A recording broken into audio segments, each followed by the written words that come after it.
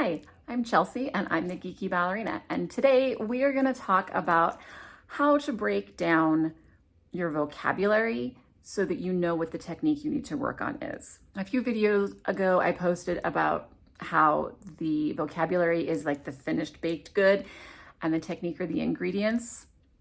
Today we're going to switch that little metaphor up.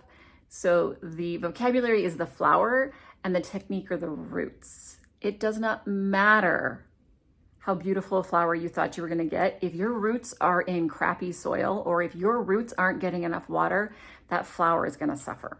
We're going to go through and we're going to break down. We're going to use the elements of ballet, which are plié, entendre, which once it's conjugated is tendu, relevé, glissé, sauté, élancé, and tourné. So bend, stretch, rise, glide, jump, dart, which is technically a type of jump, but whatever, and turn. That's what we're going to look at.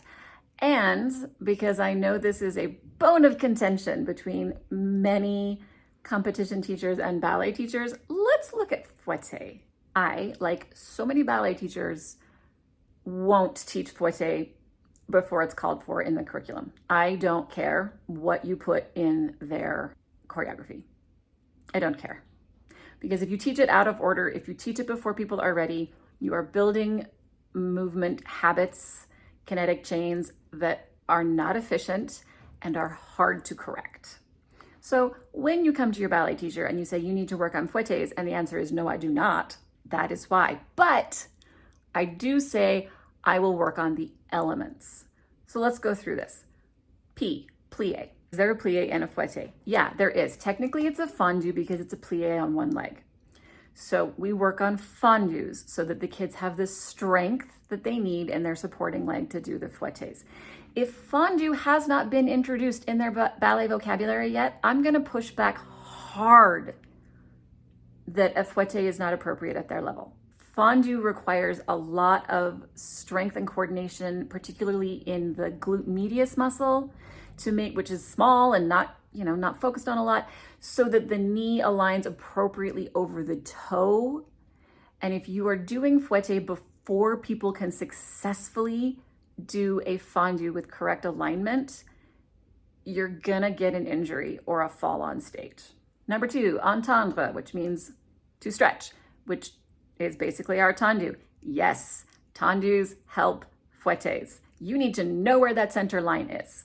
If you are an overcross to open kind of fouetté person, I can't help you. I can't, because the center line is important. If you cross it, it does funky things to your hip, and then you have to fix your hip and just make your life easy and do it correctly. You need to be able to tendu to your center line. You need to be able to tendu to your à la seconde. Your à la seconde. Not a perfectly flat one, not the one that the favorite dancer next to you does. Your à la seconde. Do you know where that tendu is? Do you know where that tendu is? I can help you with that. We can work a lot of tendus in class.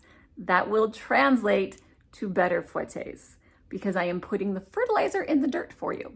Number 3, relevé. This one's really simple. Yes, there are relevés in a fouetté. There are a lot of relevés and they are on one foot, over and over and over and over. And I will happily help with that. We will do tendu on rise when it's appropriate. We will do relevés on one foot. We will do tenlevés, which are a jump on one foot. I got your back. I can definitely help you with that part. G, glissé. Is there a glissé in a fouetté? No, there isn't. So we don't have to worry about that.